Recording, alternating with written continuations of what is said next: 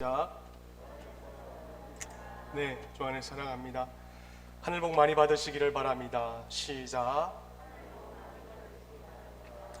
네, 하늘 복 많이 받으시기를 바랍니다. 이 가슴의 명찰은 제가 한 게 아닙니다. 우리 교회 딸이 어떤 따님께서 저한테 주신 겁니다. 근데 이 명찰이 받을 때에 참 가벼운 마음으로 달았는데 저에게 있어서 참 무겁게 느껴집니다. 왜냐하면은 이 명찰이 저에게 있어서의 정체성이기 때문에 그렇습니다. 이 정체성을 가지고 있기 때문에 교회 안에서나 교회 밖에서나 아마도 함부로 언행을 하지 못할 것 같습니다. 이 시간에도 여러분들 그 심중 가운데에 이런 정체성이 있을 거라고 저는 생각을 가집니다. 교회 안에서나 교회 밖에서나 예수 그리스도의 종된 자들로서 우리가 모두 다 하나님께 영광을 돌릴 수 있는 우리 모든 교우들이 될 수 있기를 예수님의 이름으로 축원을 드립니다. 지금까지 살아오면서 단 한 번도 여성에게 선물을 받아본 적도 없고 편지를 받아본 적도 없습니다. 근데 오늘 아침에 목양실의 문을 여는 순간에 편지 한 장이 놓여 있는 것을 읽으면서 이래서 참 딸을 키우는구나 라고 제가 생각을 많이 가졌습니다. 아들 가지신 분들 예수님의 이름으로 축복을 드립니다. 참 날씨가 무덥습니다. 그렇죠? 하지만 우리의 이렇게 삶은 무더위로 가득 찼고 연일 저녁 때마다 폭염으로 인하여서 잠을 잘 이루지 못한다라고 할지라도 오늘 이 시간 여러분의 심중 가운데는 복음의 시원한 생수의 맛을 경험하여서 진수를 느낄 수 있는 귀한 시간 될 수 있기를 주의 이름으로 축원을 드립니다. 한 주간의 예배를 드림으로 인하여서 또 이 말씀을 통하여서 여러분들의 삶의 좌표가 다시 한 번 더 설정이 되기를 바라며 그 좌표대로 살 때에 여러분의 삶 가운데 한 주간 성령 충만하여서 늘 삶의 기쁨이 충만할 수 있는 우리 교인들이 될 수 있기를 예수 그리스도의 이름으로 축원을 드립니다. 오늘 우리는 로마서 3장 계속해서 이제 로마서 3장의 말씀을 살펴봅니다. 오늘 3장 9절로부터 이제 20절까지의 말씀인데요. 오늘 설교의 제목은 통닭과 독수리의 차이입니다. 통닭과 독수리의 차이. 오늘 설교를 시작하기 전에 먼저 좀 질문을 드리고 오늘 설교에 좀 포문을 열려고 합니다. 여러분, 다음 제가 말씀드리는 가운데 두 가지의 질문 가운데 여러분들은 어떻게 생각하시는지 한번 마음속으로 정립을 해보실 수 있기를 바랍니다. 여러분, 첫 번째는 뭐냐면은 사람이라는 것은, 인간은 과연 믿을 만한 존재입니까? 아니면은 인간은 도저히 믿을 수 없는 존재입니까? 여러분 어떻게 생각하십니까? 사실 이것은 우리가 오랫동안 고민해온 인간성에 대한 의문입니다. 인간성이지요. 우리가 잘 알고 있듯이 맹자라는 자는 인간이 본래 선하게 태어났다라고 주장을 하고 있습니다. 그렇죠? 그래서 인간은 본래 배신도 할 수 없습니다. 또 남에게 구제만 하는 심성을 가지고 태어났다라고 합니다. 때문에 맹자의 논리대로 우리가 받아들인다면은 선한 심성을 잘 이끌어주기만 한다면 인간은 꽤 괜찮은 사람이 될 수 있고 또 그런 사람들로 구성된 괜찮은 사회를 만들 수 있다는 것이 바로 이 맹자, 유교 사상의 바탕입니다. 하지만 맹자가 죽은 다음에 10년 후에 누가 태어났습니까? 중국의 순자라는 자가 태어났습니다. 근데 이 순자 같은 사람은 이 맹자와는 정반대의 논리를 펼친 자였습니다. 그는 인간은 본래 악한 존재이다. 인간은 전혀 기대할 바가 없다. 오직 교육과 훈련을 통해서만 개선될 수 있을 뿐이다 라고 그렇게 주장을 하였습니다. 그럼 좋다 이거예요. 맹자도 좋고 순자도 좋고 유교 사상의 뒷받침도 좋습니다.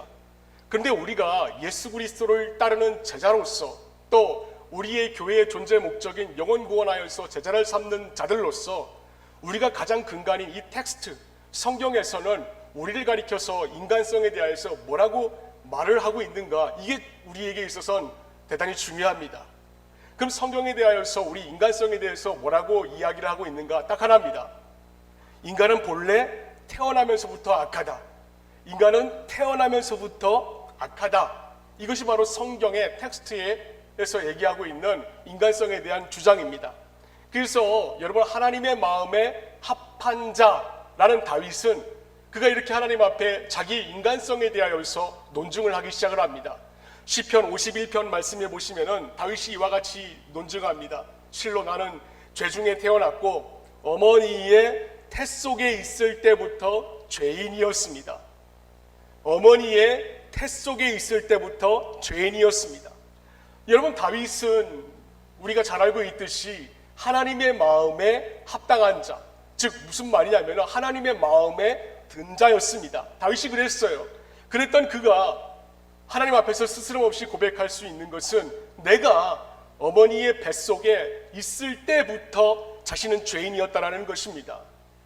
여러분, 다윗이라는 사람이 하나님의 마음에 흡족하게 여겼던 이 다윗이라는 자가 어머니의 뱃속에 있을 때부터 죄인이었다라면은 인간은 가만히 놔두면은 죄로 시작하여서 죄로 마치는 것이 지극히 정상이라는 것입니다. 여러분, 그게 인생이에요. 한 가지 분명히 합시다. 인간은 죄를 지어서 죄인이 아닙니다. 인간은 죄인이어서 죄를 짓는 것이 아니라 죄인이기 때문에 죄를 짓는 것입니다. 죄인이기 때문에 죄를 짓는 것이에요. 왜? 우리 인간의 본성 자체가 악하기 때문에 그렇습니다. 본성 자체가 죄의 속성을 가지고 있기 때문에 그렇습니다. 그래서 인간은 태어나는 순간부터 누구든지 간에 성경의 말씀대로 살지 못하고 범죄를 저지를 수밖에 없는 존재입니다. 근데 여기에는 여러분, 어떤 희망도 또 어떤 소망도 어떤 기대도 찾아볼 수가 없어요. 그렇지만은 우리는 그래도 많은 인간에게 지금까지 여러 가지 기대를 걸고 살아오지 않았습니까? 또 지금까지 여러 가지 기대와 소망을 걸어왔고 살아왔고 또 지금도 그렇게 인간에게 기대를 갖고 살아가고 있습니다. 그런데 여러분, 어떻게 됩니까? 그렇게 인간에게 기대를 가지고 인간에게 소망을 가지고 있는 사람은 후에는 설마 그 사람이 그럴 수가, 어떻게 그 사람이 그럴 수가 있지? 그렇게 탄식 어린 소리를 내뱉는 경우가 허다합니다. 그런데요, 여러분, 차츰차츰 연륜이 쌓이고 또 연배가 들면은 이런 말들이 우리에게 더 익숙하게 다가올 때가 있습니다. 즉, 세상 만사가 다 그렇고 모든 사람들이 다 그렇게 된다는 것을 알게 된다는 것이에요. 제가 잘하고 다녔던 교회에 존경하던 선배 두 분이 계셨습니다.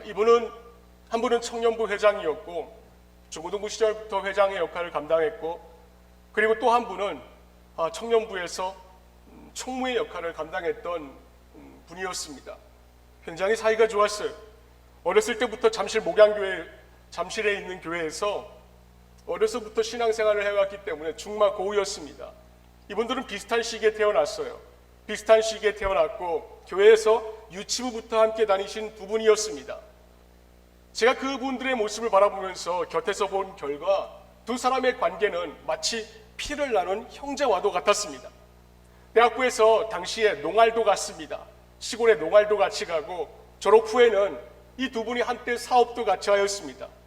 근데 어느 날 그중 한 선배가 보증까지 서준 다른 선배를 배신하고 그냥 많은 돈을 챙겨가지고 사업 자금을 가지고 중국으로 달아나 버렸어요. 그 보증을 섰던 선배가 그 돈을 갚는데 걸린 시간이 무려 10년이었습니다. 여러분, 10년이었어요. 그만큼 큰 돈을 떼었고 그 돈을 갚느라고 갖은 어려움을 그 선배가 당한 것입니다. 근데 더 중요한 것은 그 10년의 세월 동안 그 선배뿐만이 아니라 선배의 가족까지도 다 어려움의 시간을 보냈다라는 것이에요. 그때 제가 그 사건을 대하면서 당사자는 참 물론 많은 주변 사람들이 큰 충격과 회의에 빠졌습니다. 아니, 어떻게 그가 그럴 수가 있지? 리더였는데도 불구하고 어떻게 그가 그럴 수가 있지? 과연 사람이 믿을 수 있는 만한 존재인가? 왜 예수 그리스도를 따르는 자들인데도 불구하고 왜 그렇게 배신을 일삼지? 정말 모든 사람이 다 그런가? 그런 얘기가 한간에 들려오기 시작을 하였습니다. 그런데 여러분, 안타까운 게 이게 현실이라는 모습이에요. 그래서 오늘 바울은 오늘 본문에서 인간에게 기대를 걸고 있는 이 사람들을 향하여서 이와 같이 현실적인 진단 결과를 내리고 있습니다. 그 결과가 무엇입니까? 오늘 본문의 13절부터 18절 말씀 보시면 바울이 인간에게 영적인 청진기를 갖다 댔는데 그 진단 결과가 이렇게 나와 있다라고 우리에게 보고를 해주고 있습니다. 인간이 어떤 존재입니까? 그들의 목구멍은 열린 무덤이다. 인간이 어떤 존재인가? 혀는 사람을 속인다. 인간이 어떤 존재입니까? 입술에는 독사의 독이 가득하다. 인간이 어떤 존재입니까? 입에는 저주와 독설이 가득 찼다. 그리고 발에 피를 흘리는 일에 빠르며 그들이 가는 길에는 파멸과 비참함이 있다. 그들은 평화의 길을 알지 못한다. 인간이 어떤 존재입니까? 그들의 눈에는 하나님을 두려워하는 빛이 없다. 여러분, 사실 지금 바울이 말하고 있는 이 대상은 유대인들만 해당되는 말이 아닙니다. 유대인들뿐만이 해당되는 것이 아니라 전 세계의 모든 사람들이 다 이 범주 안에 들어가고 있습니다. 모든 인간에 대한 진단 결과라는 것이에요. 영적인 청진기를 바울이 인간의 그 몸에다가 갖다 대니까는 그 결과가 사람들의 목구멍은 입만 벌리면 무덤 같은 말만 쏟아내고 독을 뿜는다는 것입니다. 다른 사람이 피 흘려 넘어지는 것을 보면서 인간은 안타까워하기보다는 손뼉을 치고 좋아한다는 것이에요. 이게 인간의 현실입니다. 자, 그렇다면은 우리가 주의 깊게 바라봐야 될 것이 있습니다. 뭐냐면 오늘 본문 속에 등장하고 있는 이 하나님을 믿는다라고 하는 유대인들 말입니다. 하나님을 믿습니다. 종교 생활을 열심히 하고 있습니다. 율법을 목숨처럼 지키고 있습니다. 근데 이 자들 유대인들이라고 해서 여러분 다를까요? 절대로 그렇지 않습니다. 그들은 말씀을 가지고 있었어요. 그런데도 불구하고 현실의 인간과 별반 다를 바가 없었습니다. 그래서 바울이 9절 말씀에 우리 유대 사람이 이방 사람보다 낫습니까? 우리 유대 사람이 저 이방 사람보다 나은 게 뭐가 있습니까? 그렇게 묻는 것입니다. 왜 그럴까요? 왜 그럴까요? 이것을 계속 이번 주 질문을 저에게 던져봤습니다. 왜 바울이 이렇게 얘기했을까? 율법을 목숨 갖고 지켰던 그 유대인들을 향하여서 왜 바울이 이와 같은 말을 던졌을까? 그러다가 저에게 들어오는 한 사건이 있었습니다. 뭐냐면은 이 자들에게 있어서의 지식이 저주였구나, 아는 것이 지식 저주였구나 라는 생각이 저에게 들어왔습니다. 이 용어는 지식이 저주였다라는 이 말은 미국 스탠퍼드 경영대학원의 칩 히스 교수라는 자가 언급한 지식의 저주라는 용어였습니다. 몇 년 전에 일이었지요. 여러분, 우리가 즐겨 사용하고 있는 카카오톡 말입니다. 카카오톡으로 유명한 주식회사 카카오와 인터넷 포털 사이트인 이 다음이라는 유명한 다음 커뮤니케이션이 합병하여서 지금 우리가 쓰고 있는 인터넷 포털 사이트의 다음 카카오가 되었습니다. 거대 기업이죠. 근데 이 합병 이듬해에 카카오는 충격적인 발표를 하게 되었는데 신임 대표 회장으로 몇 살의 청년을 앉혔냐면은 35살의 젊은 청년을 이 카카오 다음 커뮤니케이션의 회사의 신임 회장으로 앉혔다라는 것이에요. 말도 안 되는 일입니다.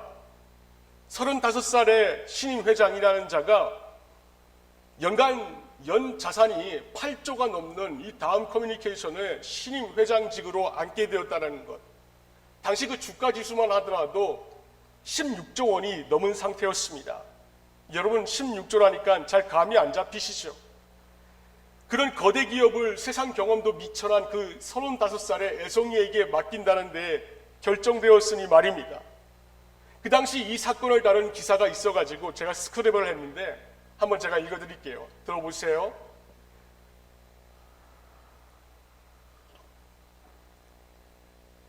(35살의) 젊은 청년, 이 청년이 이처럼 역동적인 CEO를 전면에 배치한 김 의장의 의중에도 관심이 쏠리고 있다. 주변에서는 김 의장이 이번에도 지식의 저주에 갇히지 않을 리더를 찾았다라고 평가한다. 지식의 저주란 스탠포드대 치피스 교수가 말한 개념으로 기존 시대의 지식에 매몰되어 있으면 그 이상을 상상하기 어렵다는 맥락에서 자주 쓰인다. 기존 시대의 지식에 매몰되어 있으면 그 이상을 상상하기 어렵다. 이런 맥락에서 찾을 수 있다. 여기서 지식의 저주가 탄생이 되었다라고 했습니다. 무슨 말입니까? 즉 지식의 저주는 기존 시대의 지식에 매몰되어 있으면 그 이상을 상상하기 어렵다라는 것을 일컫는 용어입니다. 마찬가지입니다. 오늘 본문에도 기존에 아는 것들에 함몰되어 가지고 기존의 지식에 매립되어 가지고 하나님의 마음을 발견하지 못하는 하나님을 믿는 자들이 등장을 합니다. 누구입니까? 바로 9절 말씀에 기록되어 있는 유대인들이라는 자입니다. 하나님은 계속적으로 이 자들을 향하여서 로마서 1장부터 우리가 지금 문단 계속 살펴보고 있는데 일관된 메시지가 뭐였냐면은 너나 쟤들이나 똑같다 이거였습니다. 너희들이나 이방인들이나 똑같다. 선민이라고 하는 자들이 이방인들과 같이 변해가는 모습에 자꾸만 이 질타를 하심에도 이들은 하나님의 품으로 돌아가지 아니하였습니다. 정말 하나님의 마음을 알지 못하였습니다. 그럼 그 이유가 뭘까요? 저는 그게 바로 지식의 저주라고 생각을 하고 있었습니다. 그들에게 이미 형성되어 있던 하나님과 다시 오실 메시아, 그리고 그들이 가지고 있는 그 신앙관, 끼리끼리의 그 모습이 너무나도 견고합니다. 그래서 그것이 지식의 저주가 되었다라는 것이에요. 저는 많은 청년들을 대합니다. 또 많은 청년들을 대해왔고 지금도 청년들과 함께 놀고 있습니다. 근데 많은 청년들을 만나보니까는 일관된 메시지는 뭐였냐면 교회의 존재 목적이 다 뭔지는 다 알고 있다라는 것이에요. 교회의 존재 목적이 무엇이고 예배를 어떻게 드려야 되는지 다 알고 있습니다. 또 예배 시간이 10시 40분부터 시작된다는 것도 우리 청년들 너무나도 잘 알고 있습니다. 또 우리 청년들은 책을 많이 읽기 때문에 기도의 중요성에 대해서 쓰라고 하면 잘 씁니다.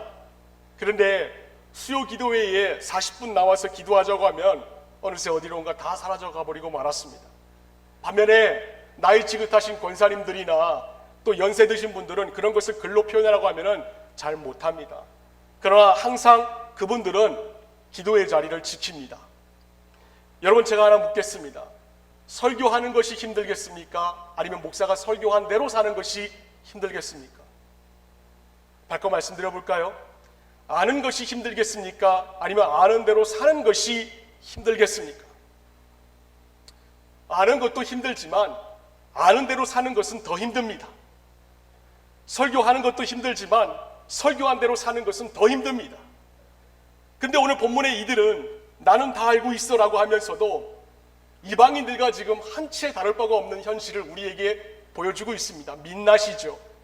여러분 하나님을 알려고 힘쓰는 것 대단히 중요합니다. 그 중요치 않다라는 것이 아니에요. 신앙생활은 아는 것에서부터 시작이 되어야 합니다. 왜냐하면 하나님의 마음을 알아야 하기 때문에 그렇습니다.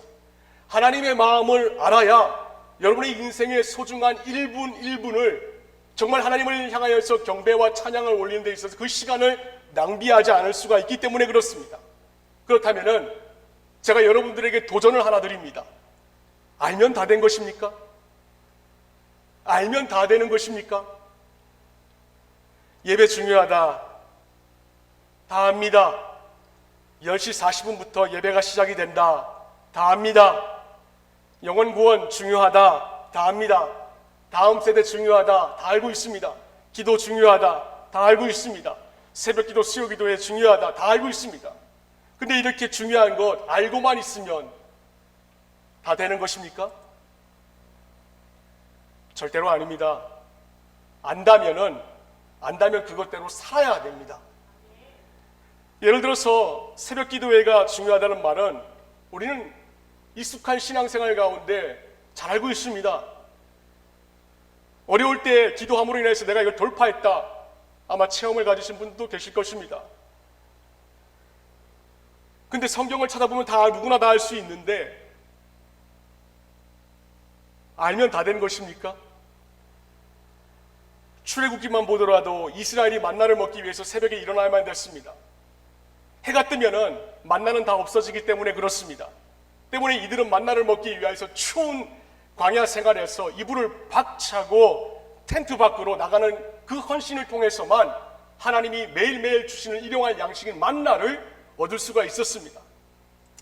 하나님은 매일매일 이런 식으로 그들을 40년 동안 훈련시켰습니다. 때문에 하나님께서 새벽에 일하시며 새벽에는 하나님의 특별한 은총이 있고 새벽에 또 하나님의 권능이 임한다는 말은 누구나 다 쉽게 할 수가 있는 말입니다. 그러나 이런 사실만 우리가 알고만 있으면 여러분, 하나님은요 이 교회, 고아중앙교회나 여러분의 인생 가운데 일하실 수가 없습니다. 왜?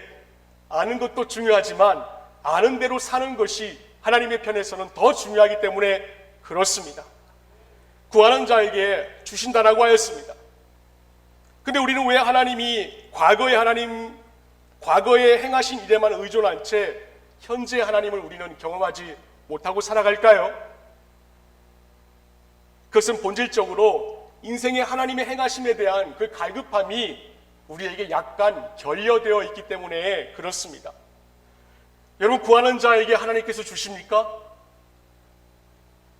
두드리는 자에게 하나님께서 문을 열어주십니까? 구하고 찾는 이마다 다 하나님께서 얻게 해주십니까? 근데 제가 하나 물어보겠습니다. 왜 불신이 되십니까? 그런데도 왜 불신이 되십니까? 그것은 해도 소용이 없다라고 생각되기 때문에 그렇습니다. 청년들, 제가 도전 하나 드립니다. 복음이라는 것은 해도 소용이 없는 것이 아니라 결단하면 하나님이 이루어 가시는 게 복음입니다. 때문에 여러분들은 다시 첫사랑의 교훈으로 돌아가야 될 줄로 믿습니다. 처음 주님을 만났을 때에 여러분 큰 기대에 부풀어 가지고 또 성경을 알았고 말씀을 들었을 것입니다. 그때에는 여러분들이 사랑하는 주님을 더 많이 알게 되기를 갈망했을 것입니다. 또 모태신앙인으로서 아직까지 살아계신 하나님을 경험하지 못한 자들도 있을 거예요. 그래서 나타나는 현상은 허무할 정도로 빨리 이런 태도에 빠져들기 시작한다는 것입니다. 난 다 알고 있는 내용이야. 나는 유치부 시절부터 이 이야기를 끊임없이 들어왔어. 여러분, 이런 말로 여러분은 스스로의 냉담함을 다 정당화시켜 버립니다. 그리고 그 설교에 담긴 진리를 아는 것이 아니라 그냥 한편의 소설 이야기로 흘려보내려는 것입니다. 그러나 청년들, 이런 생각이 여러분들로 하여금 자꾸만 영적인 독수리 새끼로 만든다는 것을 여러분 알고 계십니까? 어떤 어미 독수리가 있었습니다. 그리고 독수리는 새끼를 낳았습니다. 어미는 연심 맛있는 지렁이를 물어다가 새끼에게 먹여주었습니다. 근데 새끼가 조금 컸습니다. 크자 어미 독수리가 갑자기 정신이 이상해졌는지 갑자기 갱년기에 왔는지 새끼가 있는 보금자리를 자꾸만 이 어미 독수리가 어지럽히기 시작을 합니다. 여러분, 보금자리 안에 있던 그 독수리 새끼가 뭐라고 생각할까요? 우리 엄마가 또 시작이 됐겠구나. 우리 엄마가 또 봄을 타고 있구나. 아이고, 너무 지긋지긋하다. 우리 엄마가 또 우울증 증세가 있나 보다. 고민도 합니다. 근데 거기서 그치는 것이 아니라 갑자기 어미 독수리가 새끼 독수리를 둥지박 절벽에서 밀어버리는 것입니다. 새끼가 떨어집니다. 절벽에서. 그러면서 와, 엄마가 자식도 죽이네? 그러면서 절벽에서 떨어집니다. 그래도 그 젊은 독수리 새끼는 살기 위하여서 되지도 않은 작은 날개로 푸덕푸덕하면서 버둥대기 시작을 합니다. 청년들, 이걸 누가 지켜보고 있는 줄 아십니까? 바로 어미 독수리입니다. 어미 독수리는 땅에 곤두박질 치기 바로 직전에 자기 새끼를 물고 다시 한 번 더 날아가서 또다시 높은 창공에서 반복하여서 자신이 낳은 그 배 아픈 새끼를 또 떨어뜨립니다. 이러기를 수차례 반복합니다. 그리고 왜 이런 행동을 반복하는 것일까요? 그것은 새끼가 보금자리에만 있을 것이 아니라 열심히 날개짓을 하여서 스스로 날개하여 어미처럼 하늘의 제왕이 되게 하기 위함입니다. 때문에 여러분들에게 있어서 지금 중요한 것은 스스로 날개짓을 해야 한다는 것이에요. 수동적으로 살아간다면 그 독수리 새끼는 장성하여도 그 모양 그 꼴입니다. 때문에 믿음이라는 것은 아무것도 하지 아니하고 입만 벌리면서 주님만 바라보고 있는 것이 아닙니다. 그건 병이에요. 심각한 질병입니다. 말씀이 정말 살아있어서 청년들의 영과 혼과 골수까지 쪼개는 것이 맞다면 그 말씀은 여러분들로 하여금 자꾸만 보금자리에서 여러분들을 떠밀 것입니다. 왜? 말씀이 여러분이 적어도 날지는 못하더라도 스스로 날개짓을 하라는 데 있기 때문에 그렇습니다. 그래야 하나님이 여러분의 삶에서 일하시기 시작합니다. 근데 우리는 아는 지식은 있습니다. 나름대로 다 어렸을 때부터 신앙생활을 해왔기 때문에 나군가 다 모세가 누구이고 예수가 어떤 자이고 엘리야가 어떤 자인지 다 나름대로 자신들의 신앙 지식은 있습니다. 근데 하나님만 바라보면 문제 해결이 된다 이렇게 생각이 되어서 청년들 홍해바다만 바라만 보고 있어요. 그럼 홍해가 갈라집니까? 아닙니다. 가서 발이라도 담궈야 되지 않을까요? 날개짓 하지 않아도 하나님께서 날 구원해 주실 것이다 이렇게 아는 지식이 있어도 됩니다. 그러나 거기에서만 멈추면 안 된다는 것이에요. 거기서 멈추면은 그냥 통닭 같은 자세로 땅바닥을 향해서 떨어집니다. 통닭과 독수리의 차이가 바로 이것입니다. 물론 하나님은 선한 분이셔서 이렇게 떨어지기만 해도 붙잡아 주시는 분이 맞아요. 그런데 청년들이 이렇게 아는 지식만 가지고 살아갈 때 하나님의 속은 터져나가는 것을 여러분 아시고 계십니까? 보금자리에서 날개끔하기 위하여 밀었는데 떨어뜨려 보니까 이게 독수리가 아니라 통닭이네. 하나님의 탄식하는 소리가 여러분의 마음에 들려야 될 것입니다. 여러분, 제가 여러분들한테 다시 한 번 더 말씀드립니다. 온실 속의 화초가 되지 마십시오. 여러분 강해지셔야 됩니다. 어떤 시험과 역경과 인간관계의 고난이 다가온다 할지라도 여러분들만큼은, 청년들만큼은 절대로 흔들리지 말아야 할 것입니다. 주인이 물을 갖다 주어야 물을 마시어 생명을 유지할 수 있는 수동적인 자들이 되는 것이 아니라 광야에서 어떤 비바람이 분다 올지라도 꿋꿋하게 그 사막 한가운데서 버틸 수 있는 잡초와 같은 능동적인 신자가 되어서 하나님이 길을 열어주시는 아름다운 인생, 믿음의 인생길이 될 수 있기를 주의 이름으로 축복을 드립니다. 목이 마르면 컵 들고 생수기에 가세요. 배가 고프면 남이 갖다 줄 때까지 앉아서 기다리지 마세요. 교회에 쓰레기가 떨어졌다 하면은 그것을 보고 떨어져 있으면 주우세요. 창공을 힘있게 날아다니면서 스스로 날개짓하며 땅에 있는 먹이를 낚아챌 수 있는 하늘의 제왕이 될 수 있기를 바랍니다. 청년들, 싸움이 없는 평안을 절대로 구하지 마시기를 바랍니다. 비록 영적인 싸움에서 피를 흘리고 있다 할지라도 그 안에서 이길 수 있는 영적인 강건함을 여러분들은 구해야 됩니다. 그럼 어떻게 해야 되는가? 어떻게 해야 여러분들도 다 마찬가지로 통닭에서 독수리가 될 수 있습니까? 방법은 딱 하나밖에 없습니다. 뭐냐면은 우리 모두가 다 함께 십자가의 영성을 붙잡고 스스로 날개를 짓하려고 하는 그 날개짓이 있어야 합니다. 여러분, 죄를요 결단코 만만히 보지 마시기를 바랍니다. 인간과 마귀가 싸우면은 누가 이길 것 같습니까? 마귀가 당연히 이길 수밖에 없습니다. 왜냐하면 마귀에는 권세가 있기 때문에 그렇습니다. 능력이 있습니다. 우리의 의지와 능력으로는 도저히 해결할 수 없는 권능이 마귀에게 있습니다. 술 먹는 사람들의 말을 한번 들어보시길 바랍니다. 술 먹는 사람들의 이야기는 처음에는 내가 술을 먹고 그 다음에는 술이 술을 먹고 마지막에는 술이 나를 먹는다라고 하지 않습니까? 왜 그렇습니까? 술의 마쿠 세력에는 마귀의 힘이 도사리고 있음을 기억하라는 것입니다. 인간은 가만히 놔두면 죄를 짓습니다. 가만히 있으면 다 누구나 죄를 짓습니다. 죄의 종으로 살다가 죄의 결과인 사망을 겪고 멸망에 빠져가는 존재가 그이까에 바로 인간입니다. 나는 아닐 거야. 절대로 그렇게 생각하지 마시기를 바랍니다. 나도 그런 것이 인간의 보편적인 상태입니다. 그러나 이렇게 소망 없는 인간에게 죄의 권세, 마귀의 권세를 깨뜨릴 수 있는 방법이 딱 한 가지가 있습니다. 그게 뭐냐면 바로 우리의 유일한 자랑거리인 예수 그리스도의 십자가밖에는 없다라는 것입니다. 할렐루야. 우리가 붙잡은 예수 그리스도의 십자가가 아니고서는 여러분 마귀의 권세, 이 죄의 권세를 깨뜨릴 수 있는 방법이 없습니다. 지금도 여러분의 심중 가운데는 마귀가 여러분들 심중 가운데 자꾸만 장난질을 치려고 할 것입니다. 아무리 자신의 강한 의지로도, 아무리 고상한 도덕과 강철 같은 윤리로도 막을 수 없었던 이 죄악의 세력이 딱 하나 예수님의 십자가에 못 박히심으로 깨져버리고 말았습니다.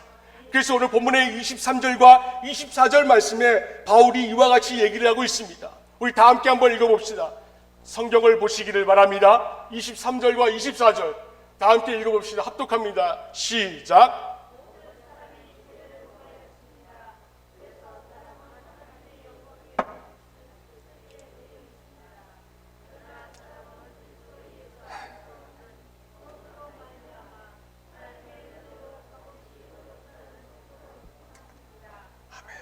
하나님의 은혜로 값없이 의롭다는 선고를 받았습니다. 할렐루야. 예수 외에는 길이 없습니다. 여러분, 예수 외에는 진리나 생명이 없음을 여러분들의 그 신비에 새길 수 있기를 바랍니다. 예수면 다냐? 누가 여러분들에게 묻습니다. 그럼 하나님을 아는 것에서만 그치지 않는 자들은 예수면 다나 이런 믿음의 패기가 있어야 할 것입니다. 왜? 신앙적인 체험이 있는 자들이기 때문에 그렇습니다. 요즘 여러 목사님들께서 나름대로 고상한 메시지인 척 엉뚱한 소리를 하는 목사님들이 더러 계십니다. 특별히 유튜브에서 자유신학자들의 이야기를 여러분 절대로 귀담아 듣지 마시기를 바랍니다. 듣기에는 합리적입니다. 이성적입니다. 그렇게 여길 수 있습니다. 청년들이 그래서 합리적이라고 저한테 얘기를 합니다. 그러나 그들의 자유로운 신학을 듣다 보면은 하나님이 없습니다. 하나님의 섭리보다는 인간의 윤리와 인간의 의지를 더욱더 강조하게 되는 것을 듣게 됩니다. 특별히 연세대 출신들의 목사님들의 설교를 듣지 마시기를 바랍니다. 그래서 예수 십자가 능력과 멀어지게 되어서 인간의 의지를 너무나도 신뢰하게 되거나 아니면은 50대 50으로 여러분들을 만들어버립니다. 여러분은 성경이 합리적이라고 생각하십니까? 태초에 하나님이 천지를 창조하시니라, 이게 끝입니다. 근데 이 말씀이 여러분들 귀에는 합리적으로 이성적으로 이해가 가십니까? 저는 목사인데도, 목사인 저도 창세기 1장 1절의 말씀을 볼 때마다 이해가 가지 않습니다. 그래서 성경은 합리적이고 이성적인 시각으로 보는 말씀이 아니라 믿음의 안경을 쓰고 봐야 되는 하나님의 말씀인 것입니다. 그런데 자유주의 신학자들은 자꾸만 예수라는 사람을, 예수라는 분을 윤리로 자꾸만 바꿉니다. 5월에 어버이에게 순종하라, 좋습니다. 그러나 이것은 윤리입니다. 정직해라, 좋습니다. 이것도 윤리입니다. 윤리로는 인간을 구원할 수 있는 방법이 없습니다. 윤리는 절대로 인간을 구원할 수가 없습니다. 예수 외에는 다른 여타의 방법이 없다라는 것입니다. 저는 이제까지 청년들과 대화할 기회가 있었습니다. 근데 그중 어떤 청년은 음란에 사로잡혀가지고 자신의 한 달 월급을 다 술집 여자에게 쓰면서도 밤에도 낮에도 가정에서도 학교 도서관에서도 심지어는 그가 다니고 있는 직장에서도 모든 사이클이 다 음란 쪽이었습니다. 그런 형제와 상담한 적이 있었어요. 나는 아니라고 생각하지 마세요. 그 사람도 처음에는 자기가 중독자라는 것을 느끼지 못했습니다.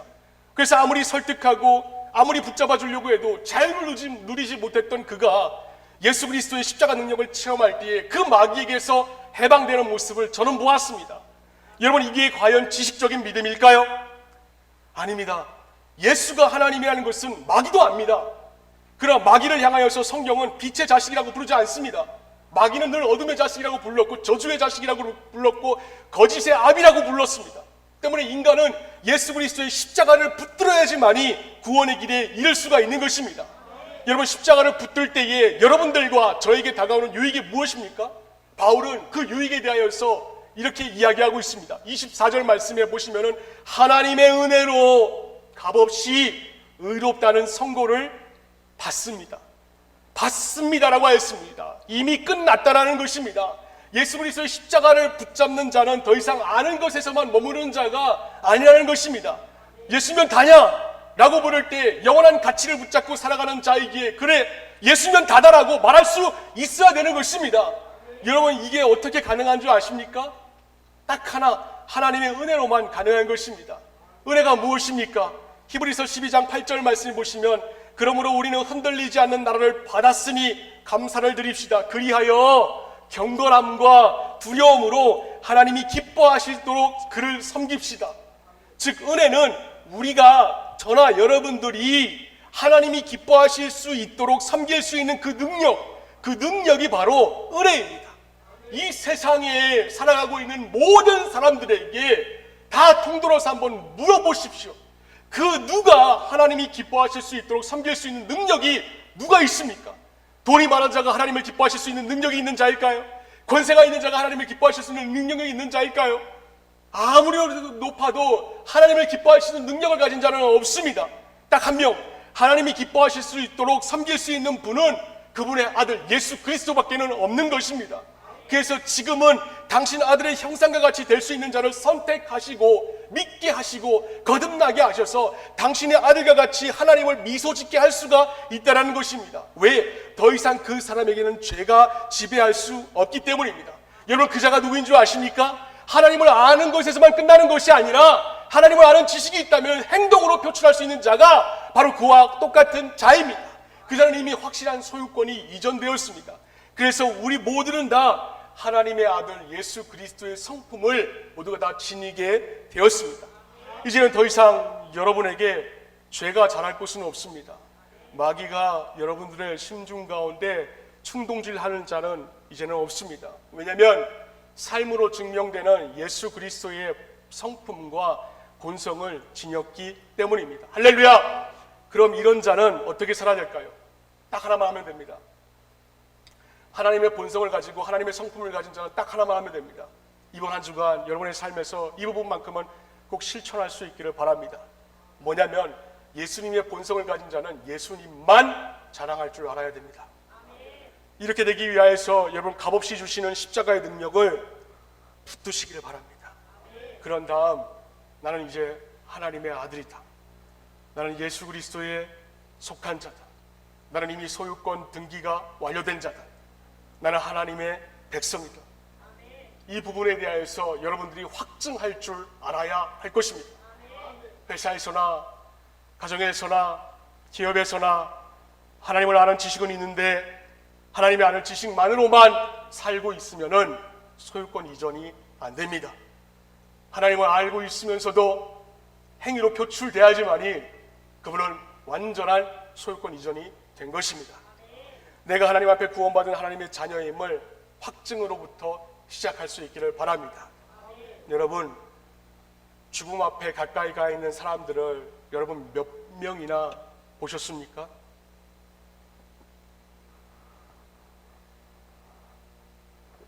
저는 많이 보았습니다. 그런데 공통적인 것이 한 가지 있었습니다. 죽음을 맞이하는 사람들을 보면은 누구나 다 두려워한다라는 것입니다. 그래서 임종 예배를 드리고 나면은 사람들은 죽어가는 사람의 마음을 조금이라도 편하게 해줄 줄 아는 말을 건넵니다. 집사님, 너무나 많은 일을 해내셨습니다. 죽어가는 사람은 제일 마지막까지 열려있는 것은 귀에 들리는 소리이기 때문에 그렇습니다. 그리고 그 귀에다가 권사님의 선행에 참으로 많은 사람들이 감사하고 있습니다. 장로님, 참 훌륭하게 교회를 섬기셨던 분이었습니다. 감사합니다. 저는 임종 예배를 드릴 때마다 임종을 맞이하는 분들의 귀에 대고 이렇게 얘기를 하였습니다. 그런데도 일관되는 것은 그분들의 얼굴에 죽음에 대한 불안감이 가시질 않았습니다. 어느 장로님께서 임종을 맞이한 자리였습니다. 사람들은 하나같이 장로님을 기리는 말들로 늘어놓습니다. 장로님께서 살아계시는 동안 교회를 위하여서 이만큼 헌신하였고 또 교회를 위하여서 얼마나 많은 일을 하셨습니까? 하지만 곁에 앉아있는 또 서있는 수많은 선후배, 믿음의 선배들, 그들의 칭찬의 말에도 장로님의 얼굴에는 평화가 깃들지 않았습니다. 그러나 이 말씀을 듣자 장로님이 무엇을 보았는지 미소를 머금고 조용히 하나님의 앞에 가는 것을 보게 되었습니다. 예수님께서 장로님을 위하여서 죽으셨습니다. 그리고 장로님의 죄는 모든 죄가 사해졌습니다. 이제 장로님께서는 제자 삼으신 저의 영혼을 하나님 앞에 가셔서 계수하시고 세상에서 무엇을 하고 왔냐? 라고 하나님이 물어보시거든 저 아무개 집사의 이름을 대십시오 라고 하였습니다. 인간이 한평생 쌓아놓은 것들 여러분 예수님 앞에서 얘기할 수 있을까요?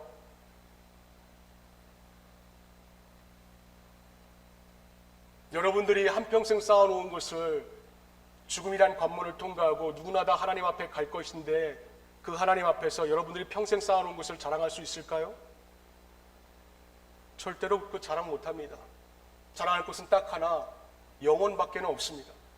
영혼 이외에는 아무것도 자랑할 수 없다는 것을 여러분 망각하지 마시기를 바랍니다. 여러분 땅 위에 있는 배는 장정 10명, 20명이 달려들어서 옮기려고 해도 그 배는 움직이지가 않습니다. 하지만 땅에 있는 배라도 밀물이 밀려와 배가 조금이라도 뜨기만 하면은 그 배는 아무리 어린아이가 밀어도 밀리게 되어 있습니다. 이게 하나님께서 여러분들을 위하여서 일하시는 방법입니다. 하나님을 아는 지식이 있습니까? 그럼 그 지식을 한 주간의 여러분의 삶으로 표출할 수 있기를 바랍니다. 가만히 앉아서 수동적인 자가 되지 마십시오. 하나님을 믿고 능동적으로 홍해바다를 봤거든 그 바다에 발을 담궈야만 됩니다. 요단강을 건너려면은 말씀의 법궤가 앞에 갈다 할지라도 그 요단강에 발을 담궈야 되는 모습을 가져야 됩니다.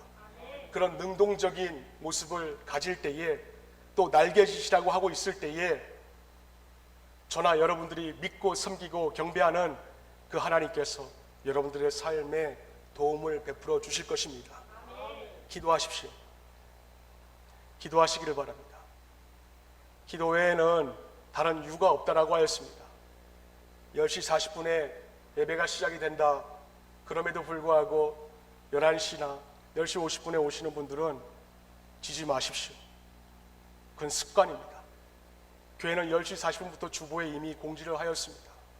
예배 시간에 늦지 마시고 기도가 중요하다는 것을 알면은 헌신의 자리에 나와서 기도하시기를 바랍니다.